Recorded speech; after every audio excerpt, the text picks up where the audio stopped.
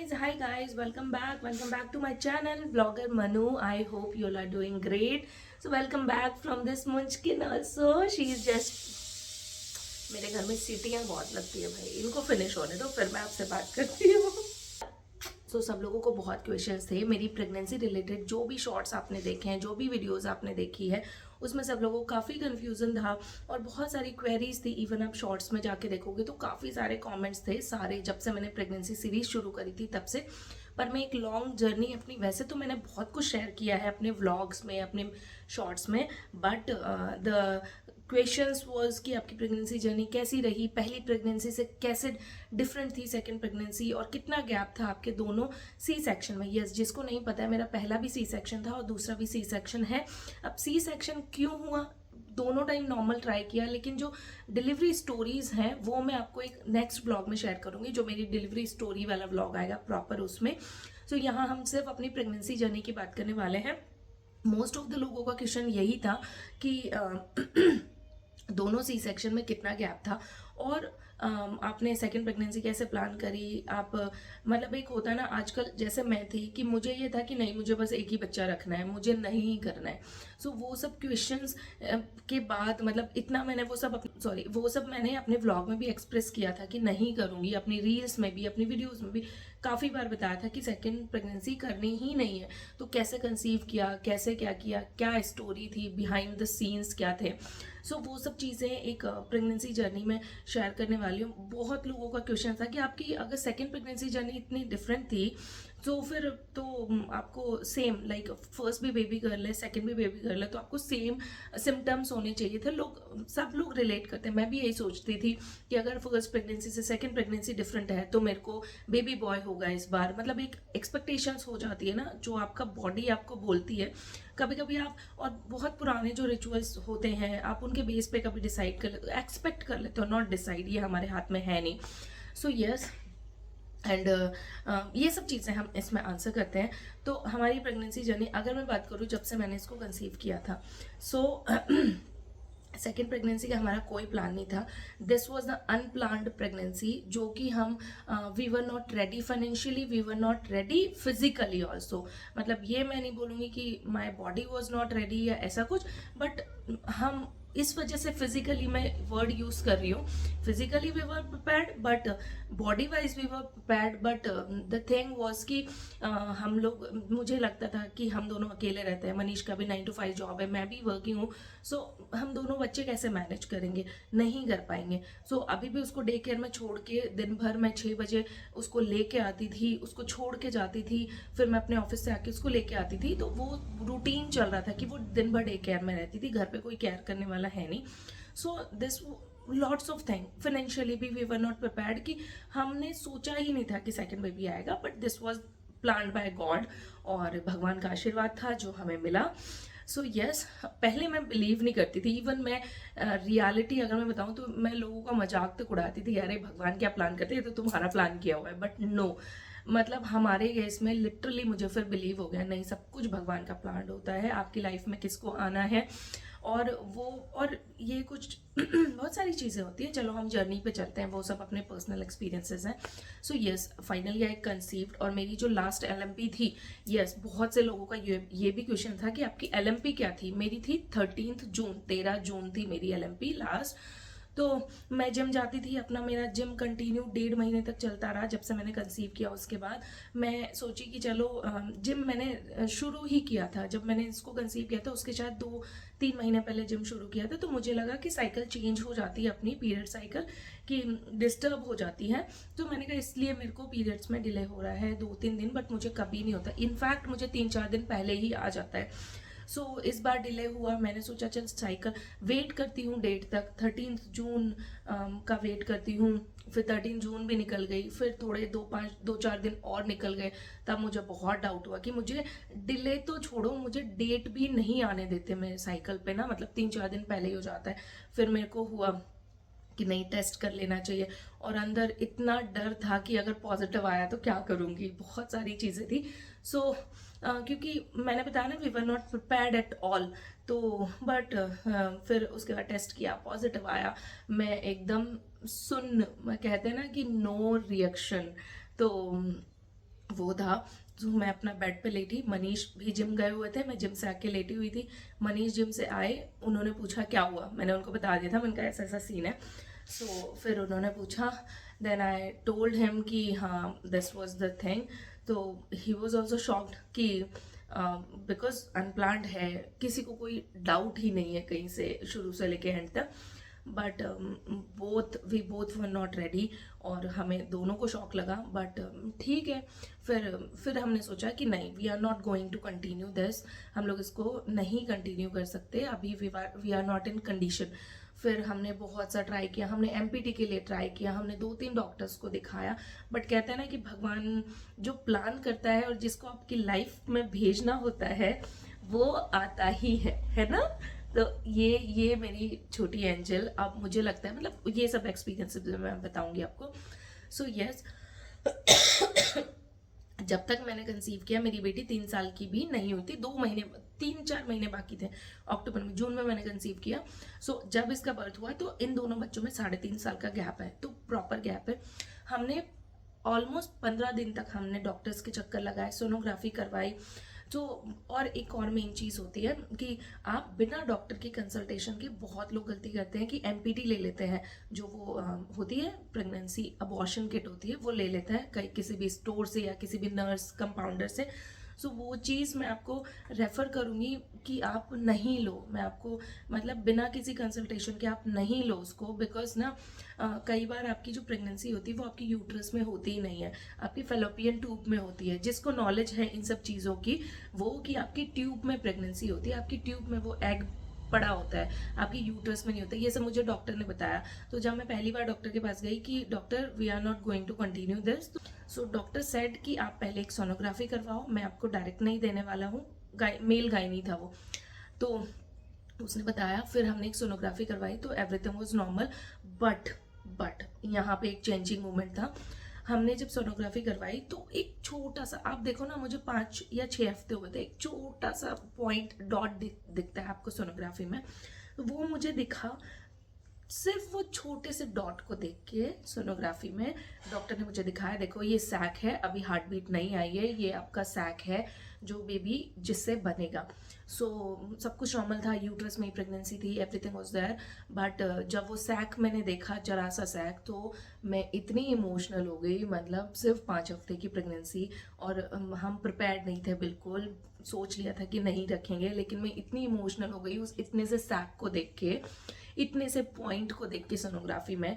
मैं बाहर आके बहुत रोई कि क्या हो गया ये हमारे साथ, हम इसको मतलब हम मतलब मेरे अंदर एक कहीं ना कहीं एक वो था कि नहीं यार, मैं ये नहीं करने वाली हूँ, मतलब कि मैं इसको नहीं हटाने वाली हूँ, चलो ठीक है कर लेते हैं। बट अंदर से हिम्मत नहीं आ रही थी कि कर लेते हैं, कैसे करेंगे, क्या करेंगे। स्माइल कर रही है सोते सोते। सो वो हिम्मत नहीं आ रही थी। बट देन मैं बहुत रोई। पर तब भी कैसे भी करके हमें ये था कि यार कैसे कर पाएंगे, नहीं कर पाएंगे। सो फिर हमने फिर भी हम उस डॉक्टर, और जो जिस डॉक्टर ने मुझे ये सब सजेस्ट किया था सोनोग्राफी करवाने का, और जिसको हमने पहली बार अबॉर्शन के लिए दिखवाया था, वो चला गया। उसकी नई नई शादी हुई थी, वो अपने हनीमून पे चला गया। उसने बस लिख दिया था कि आप एमपीटी किट ले लो। हमने पूरे मेडिकल्स पे ट्राई कर लिया, कहीं भी हमें किट नहीं मिली अबॉर्शन किट। हमने एक हॉस्पिटल में बात करी, हॉस्पिटल वाले बोलते हैं कि हम 15-20 हज़ार रुपए का एक पैकेज है हमारे पास, आप 5 दिन आके एडमिट हो जाओ, हम पूरा क्लीन करेंगे, हम ही आपको ऑब्जर्वेशन में रखेंगे। मैंने कहा इतनी सी चीज़ के इतने सारे लफड़े।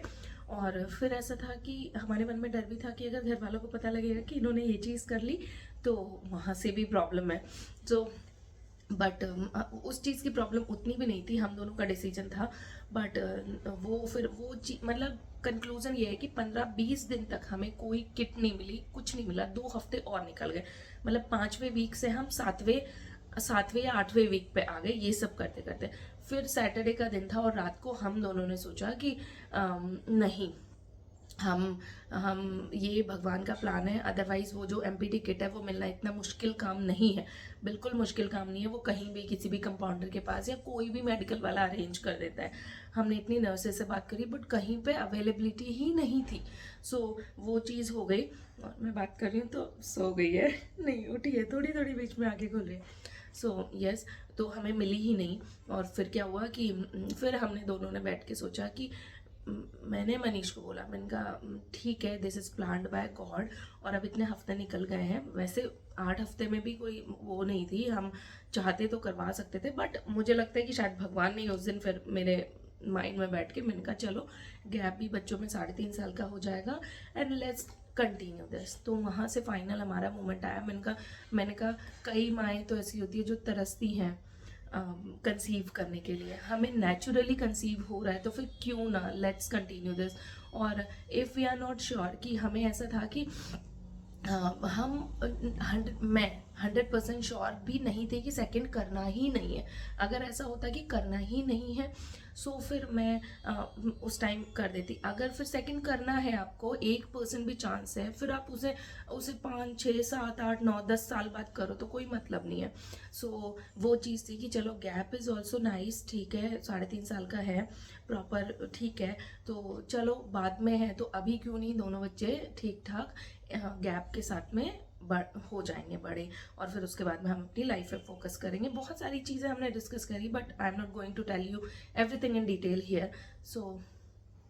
So yes, this was the thing. Finally on the day of Saturday we thought कि let's continue this is God gift, और हमारी एंजल देख लो, मतलब जब से फिर उसके बाद अब मैं बताती हूँ कि वो हमने डिसीजन लिया। उसके बाद अब जब फिर मैंने इसको कंसीव कर लिया, अच्छे से हमारा डिसीजन हो गया, फिर हमने अपने चेकअप्स एंड ऑल सब कुछ हमने कंटिन्यू किया। उसके बाद मेरा जो, अब मैं बताती हूँ अपनी प्रेगनेंसी एक्सपीरियंसेस। मेरा इस दोनों प्रेगनेंसी में इफ़ आई से कि नित्या वाली फर्स्ट प्रेगनेंसी में भी मेरा को कोई मॉर्निंग सिकनेस नहीं थी। मैं डॉक्टर की हर चीज़ कही हुई फॉलो करती थी। डॉक्टर कहती थी कि अपने साइड में, बेड के साइड में नट्स रख लो, काजू बादाम कुछ भी रख लो, मखाना रख लो, इवन आप अपने मैरीगोल्ड बिस्किट बताती थी, वो नॉर्मल और कोई बिस्किट नहीं, एक मैरीगोल्ड बिस्किट, बेड से उठो नहीं, मतलब पैर नहीं रखो उससे पहले एक मैरीगोल्ड बिस्किट खा लो या नट्स खा लो, उसके बाद बेड से उठो, ताकि आपको मॉर्निंग सिकनेस फील नहीं होगी, कुछ नहीं फील होगा। So this was the thing I followed in both pregnancy. दोनों प्रेगनेंसी में मैंने यही किया कि अपने, तो मुझे ना एक बार भी वॉमिट हुई है, 3 जो होता है ना, लोग 3 महीने तक खा नहीं पाते, चक्कर आते हैं, ये होता है, तो दोनों प्रेगनेंसी में मुझे ये चीज़ नहीं हुई, touch wood. So yes, this was the thing. और मॉर्निंग सिकनेस दोनों में नहीं थी। अब आता है नेक्स्ट सिम्टम कि मुझे खाने को लेके, पहली वाली में मैंने बहुत तीखा खाया, इवन मैंने लाल मिर्च मंगवा के उसकी साबुत की चटनी बना के ऐसे हाथ पे लेके ऐसे चाटी है मैंने। बेसिकली बोलते हैं ना, कितना मोमोज वाली चटनी मान लो आप, वो कितनी तीखी होती है, सो वो वैसे करके मैंने पूरा खाया है, इतना तीखा खाया है। इसके टाइम में खाने की बात करूँ, मैंने मीठा बहुत खाया है। आपने मेरे व्लॉग्स में देखा होगा कि मैं चुपके जाके आइसक्रीम, वहाँ चौराहे पे जाके आइसक्रीम लेके आती थी जब मुझे ऑनलाइन नहीं मिलती थी तब भी। सो मैंने बहुत मीठा खाया, बहुत हलवे खाए, बहुत ये। So this was a thing कि जो डिफरेंट थी कि फर्स्ट और सेकंड प्रेगनेंसी में सोने की पोजीशन की अगर मैं बात करूँ तो मैं राइट साइड में सोती थी। राइट साइड, यहाँ बेड के कॉर्नर पे इधर की साइड सोना मुझे बहुत अच्छा लगता था। नित्या के टाइम में को लेफ्ट साइड सोना अच्छा लगता था। वॉमिटिंग मैंने बता दिया नहीं होता था। तो और फिर बात ऐसी है कि उस प्रेगनेंसी में, फर्स्ट प्रेगनेंसी में कोविड था तो मेरा घर से ही काम था, वर्क फ्रॉम होम था, तो पूरा मैं वहीं रही हूँ। इस टाइम पे मैं ऑफिस भी गई हूँ, मैंने नित्या को भी हैंडल किया है, बहुत सारी चीज़ें हैं। फिर उसके बाद में होता है ना कि किसी को घी की स्मेल आती है, रोटी की स्मेल आती है, नहीं बना पाते। तो फर्स्ट प्रेगनेंसी में मुझे वो बहुत ज़्यादा थी कि रोटी की स्मेल आ रही है, मैं खाना नहीं बना पा रही हूँ, घी कर नहीं पा रही हूँ। ये उस टाइम तो हाँ आई नो, उस टाइम मुझे बहुत ज़्यादा था, इस टाइम पे मुझे नहीं था। तो यस, पूरी 3-4 महीने की ये जर्नी थी। उसके बाद में बात करते हैं हमारी जो नियाग्रा लाइन होती है, जो पेट पे, टमी पे, बेबी बम पे जो हमारी नीचे से लाइन बनी हुई आती है ऊपर, वो मेरी बिल्कुल स्ट्रेट थी इस बार सेकेंड प्रेगनेंसी में। तो स्ट्रेट होती है तो सब लोग बोलते हैं, जो भी देखता था बोलता था कि हाँ बेबी बॉय होगा या ऐसा कुछ, बट ये बिल्कुल भी सच नहीं है कि आप इन सब मिथ पे नहीं जाओ, बिल्कुल नहीं जाओ। मेरी जो पर्सनल एक्सपीरियंसेस हैं, बिल्कुल नहीं। फर्स्ट में भी मेरी फर्स्ट में जो है, फर्स्ट में मेरी थोड़ी सी कर्वी थी, स्ट्रेट थी नीचे से, बट नेवल नाभि के ऊपर आके थोड़ी सी ऐसे हो गई थी और पूरी ऊपर तक नहीं पहुंची थी। बट इस बार तो मेरी बिल्कुल स्ट्रेट थी, तो एवरीबडी वाज सेइंग कि हाँ इस बार तो आपको डिफरेंट है। तो यस, तो ये सब जो मैं बता रही हूँ ना, ये इसलिए बता रही हूँ कि ये सब जो कहावतें हैं ना उनको नहीं मानो, बिल्कुल बिल्कुल सच्चाई नहीं है उनमें। सो ये लाइन वैसी थी। अगर मैं पेट की बात करूँ कि जो बेबी बम था वो लो कैरी किया था मैंने या हाई कैरी किया था, इस बार मेरा लो था, लास्ट टाइम मेरा पूरा हाई था।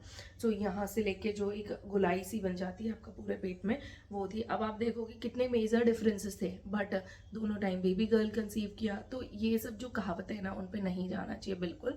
सो हम लोग कई बार एक्सपेक्ट कर लेते हैं कि नहीं ये चीज़ ऐसे है तो ये है, बट बिल्कुल नहीं जाना, मेरी तो सलाह यही है।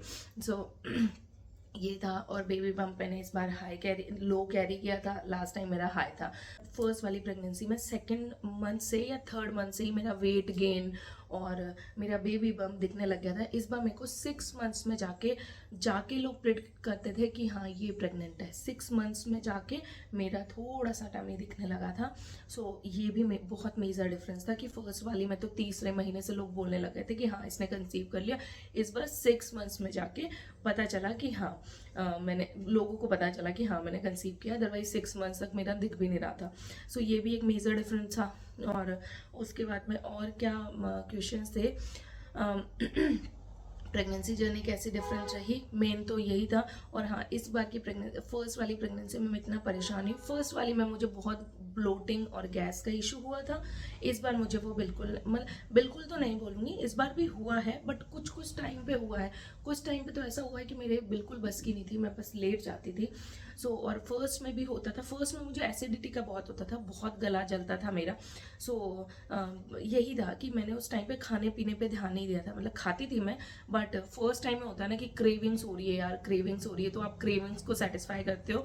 बट जब सेकंड में आई मैं, तो सेकेंड प्रेगनेंसी में मैंने पूरा अपने विटामिन्स का, न्यूट्रिएंट्स का, हर चीज़ का मैंने ध्यान रखा कि मेरी प्लेट होती थी तो उसमें सब कुछ होना चाहिए। हरी सब्जियां थी, सैलड था, सैलड तो मेरी डॉक्टर ने बोला तुम्हें छोड़ना ही नहीं है। सो चुकंदर और खीरा तो बिल्कुल कंटिन्यू था, जिसने मेरा मिनी व्लॉग और व्लॉग देखे होंगे उनको पता होगा।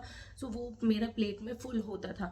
सैलड आपकी डाइट में होना चाहिए, दाल आपकी डाइट में होनी चाहिए। तो इस तरीके से अगर प्रॉपर ऐसा भी मैंने शेयर किया हुआ है कि what I eat in my pregnancy 34th week, 33 weeks, ऐसे करके शॉर्ट्स में शेयर है, बट वो भी आपको डिटेल में चाहिए तो डू लेट मी नो। सो इस तरीके से प्रॉपर मैंने मील इस बार अरेंज किया, तो मुझे उतना ज़्यादा इशू नहीं हुआ एसिडिटी का। और एसिडिटी का तो मैं बोलूँगी कि हुआ ही नहीं, गैस का, ब्लोटिंग का हुआ, बट तब वो भी रिजॉल्व हो गया। अगर रात को हुआ है तो सुबह रिजॉल्व हो गया, सुबह हो रहा है तो रात को रिजॉल्व हो गया। तो इस तरीके से डॉक्टर ने दवाइयाँ भी सजेस्ट करी। एक मुझे कॉन्स्टिपेशन भी नहीं हुआ इस बार, लास्ट टाइम बहुत हुआ था मुझे। और चाय कॉफ़ी का मैं बताऊं तो चाय कॉफ़ी मैंने, हाँ गैस क्यों नहीं हुआ उसका मेजर रीज़न ये भी था कि मैंने चाय कॉफ़ी छोड़ दी थी। बीच में पीती थी मैं, कभी कभी मुझे होता था कि सर दर्द हो रहा है या फिर मैं काम कर रही हूँ तो मैं थक गई हूँ, सो मैं पीती थी बीच में, क्योंकि पूरा मेरा 9 महीने मेरा ऑफिस चला है। So yes, this was the thing. और जिनका क्वेश्चन था कि दोनों प्रेगनेंसी में कितना गैप था, 3.5 साल का गैप था। फर्स्ट प्रेगनेंसी भी सी सेक्शन थी, सेकंड भी सी सेक्शन है।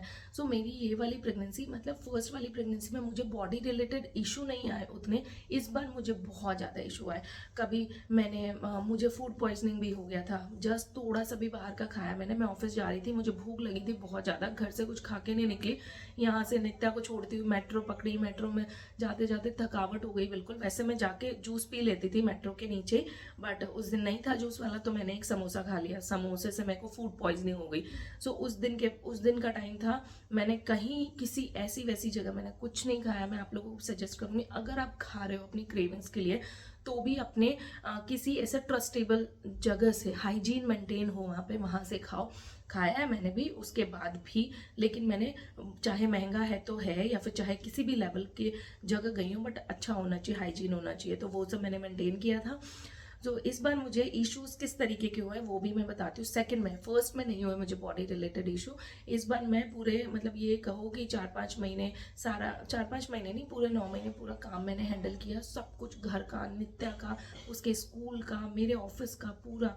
सो तो मैं बिकॉज अकेली थी, सो यस हुआ क्या था कि कभी मुझे मेरा पेट एकदम पत्थर की तरह हो जा रहा है, मुझे पीठ में पेन हो रहा है, मेरे बस की नहीं है, खाने की इच्छा नहीं हो रही है, बिल्कुल कुछ खाने की इच्छा नहीं हो रही थी। घी नहीं खाया मैंने इस बार ना, शुरू शुरू में खाया, फिर और लास्ट में खाया, लास्ट में भी सिर्फ हलवे वगैरह में खाया, रोटी पे घी लगाने की बिल्कुल इच्छा नहीं होती थी। मुझे लगता था कि कोई गरम गरम मुझे रोटी ला के दे दे, मैं वो खा लूँ, मेरे मतलब वैसा था कि घी लगा के अब प्रॉपर नहीं खा पा रही थी मैं। सो इस तरीके से चीज़ें हुई कि सेकेंड प्रेगनेंसी मेरी बहुत डिफरेंट थी फर्स्ट वाली से, मतलब जो वो होते हैं सिम्टम्स होते हैं बहुत डिफरेंट थे।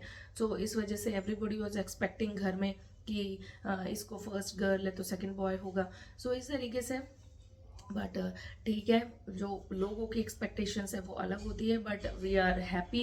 एंड सच में मतलब मैं अपने एक्सप्रेशन से बताऊंगी तो लोग बोलेंगे कि कंसोलेशन है या व्हाट एवर इट इज़, जो लोगों की थॉट है वो है। बट येस, व्लॉग बहुत लंबा हो गया है, अगर मैंने कुछ क्वेश्चंस मिस कर दिए हैं इसमें सो मुझे बताना। प्रेगनेंसी जर्नी में आई थिंक मैंने सब कुछ कवर कर दिया है, मैंने कैसे कंसीव किया था, कितना गैप है, और भी बहुत सारे क्वेश्चंस हैं, बट मैं सोचूं कि व्लॉग बाय व्लॉग हम डिस्कस करेंगे। नेक्स्ट व्लॉग हम डिलीवरी स्टोरी का शेयर करेंगे, उसमें इसमें अगर आपको कोई क्वेश्चन है तो वो मैं उसमें आंसर कर दूंगी, फिर आप वैसे पूछते रहना। So yes, this is our little blessing, ये है तो इसका नाम हमने क्या रखा है, जीवा। तो जिसने मेरे शॉर्ट देखे हैं उसको पता चल गया होगा, इसका नाम हमने जीवा रखा है। पंडित जी से हम लेटर निकलवाते हैं, हमारे यहाँ नामकरण जैसा कुछ नहीं होता है, हमारे यहाँ पे सिर्फ पंडित जी से जन्मपत्री बनवा के लेटर बता देते हैं वो, तो लेटर पे आप अपने हिसाब से नाम रख सकते हो। तो जी आया था, गा गौ, हिंदी का बता रही हूँ मैं। सो इस तरीके से आया था। ये हुई थी 25 फरवरी को, यस 25 फरवरी को। अब सारी डिटेल कैसे जल्दी हुई या क्या डेट थी मेरी, कब हुई, कितने दिन पहले हुई, कौन से वीक में, वो मैं नेक्स्ट ब्लॉग में शेयर करूंगी। लोग बहुत परेशान हो रहे हैं कि दीदी मुझे बहुत दर्द हो रहा है पेट में, और ये वो मेन इशू हो जाता है प्रेगनेंसी के टाइम पे, वो ये होता है कि आपकी सारे जो ऑर्गन्स हैं वो यूट्रस बड़ा होने की वजह से श्रिंक हो जाते हैं, इसलिए आपको कभी सांस में दिक्कत आती है। मुझे इस बार सांस में दिक्कत भी बहुत आई है, और पोल्यूशन भी हो गया था दिल्ली में, तो मैं ऑफिस जाती थी तो मेरे को पोल्यूशन की वजह से और साथ में प्रॉब्लम आ रही थी। तो प्रेगनेंसी में सांस की प्रॉब्लम इज़ नॉर्मल, तो आपको जब तक बहुत सीवियर ना हो तब तक आपको घबराना नहीं है। और गैस और एसिडिटी की प्रॉब्लम इज ऑल्सो नॉर्मल। तो गैस जब ब्लोटिंग होती है तो आपका पेट टाइट हो जाता है, एकदम पत्थर की तरह हो जाता है, उस केस में आपको अपने खाने पीने का ध्यान रखना है, लॉट्स ऑफ फाइबर। और फाइबर का मैं बताऊं तो आप खीरा, टमाटर, ये जो भी वेजीज वाला सैलड है ना, हरी सब्जियां हैं, दालें हैं, ये सब अपनी डाइट में इंक्लूड करो। और पानी जितना हो सके, पानी बहुत ज़्यादा आपको लेना है, पानी जितना पी सकते हो। आपको चाहे कितनी बार भी यूरिन पास करने जाना पड़े, बट आपको पानी की कमी नहीं रखनी है। So these are my suggestion. और भी कुछ क्वेश्चन हो तो बताना, डाइट रिलेटेड कोई क्वेश्चन हो तो बताना। मैंने अपनी प्रोटीन को कैसे मेंटेन किया, कि बॉडी वेट कैसे मेंटेन किया, कितना मेरा वेट गेन हुआ, सब कुछ हम डिलीवरी स्टोरी में देखेंगे। सो हम बाय करते हैं इस ब्लॉग को, क्योंकि काफ़ी लंबा हो गया है। इस एंजल के साथ में ये है मेरी छोटी सी ब्लेसिंग। सो जो मैं बता रही थी कि फर्स्ट हमने सोचा था कि हम नहीं कंटिन्यू करेंगे, उस चीज़ का पछतावा शायद मुझे ज़िंदगी भर रहेगा कि मैंने ऐसा सोच भी कैसे लिया कि मैं नहीं कंटिन्यू करूँगी। मैंने जब हमने कंटिन्यू कर लिया 2-3 महीने बाद या थोड़े टाइम बाद ही मुझे रियलाइज़ हो गया था कि यार जब चीज़ हमारी है तो या तो we have to be responsible, या तो हमें रिस्पॉन्सिबल होना चाहिए था कि ये चीज़ कंसीव ही ना हो, और अगर कंसीव हो गया तो वो तुम्हारी रिस्पॉन्सिबिलिटी है, तुम्हारी वो है, आप किसी नई लाइफ को नहीं डिस्ट्रॉय कर सकते हो। सो मतलब ये मेरी चीज़ है, ये मेरे को रियलाइजेशन था। फिर जब मैंने नित्या को देखा, नित्या ने, मेरी जो बड़ी बेटी है 3.5 साल की हो गई है, उसने मेरी इतनी केयर करी, एकदम ऐसा लगता था कि माँ जैसे। मेरे टमी पे जब मैं वो ऑयल लगाती थी, ऑयल लगाना, पैरों में अगर मुझे दर्द है तो पैरों की मालिश कर देती थी वो लड़की, और इतना टमी पे हाथ रख के बेबी बेबी बेबी से बात करती थी। जब स्कूल जाती थी किस करके जाती थी, जब आती थी, मतलब ये सब चीज़ें ना मैं शेयर करूँगी एक अलग ब्लॉग में कि why should you think about second child also. आजकल परिवार वैसे भी छोटे होते जा रहे हैं, बट ठीक है, जैसे जिसके डिसीजंस होते हैं वो सब हम अपने एक डिफरेंट ब्लॉग में बात करेंगे। बट द कंक्लूजन इज कि now I am proud of my self कि हाँ, मैं मेरे माइंड में जैसे भी भगवान ने जो भी डिसीजन बैठाए, and we continue this and we are blessed with this child. So yes अब मुझे रिग्रेट होता है उस चीज़ पे, और मैंने कंसीव किया उस चीज़ पे प्राउड होता है। मतलब आजकल कंसीव करना भी उतना नॉर्मल नहीं है लोगों के लिए। पीसीओएस है, पीसीओडी है, लोग सालों सालों ट्राई करते हैं, बहुत ट्रीटमेंट लेते हैं, आईवीएफ करवाते हैं, वो भी सक्सेस नहीं जाते हैं। So if you are conceiving naturally normally, so क्या प्रॉब्लम है? मतलब अब मैं सोचती हूँ कि यार literally we are proud of our self. तो ठीक है, आपके कोई क्वेश्चंस हो तो बताना। Thank you so much vlog को इतना प्यार देने के लिए, मिनी व्लॉग्स को इतना प्यार देने के लिए। सो आप कंटिन्यूस जर्नी का पार्ट रहे हैं, तो आगे भी आप रहिए। मिलते हैं आपसे नेक्स्ट व्लॉग में। जो भी क्वेश्चंस आप ड्रॉप कर दीजिएगा। Bye bye, till then take care, take care, take care.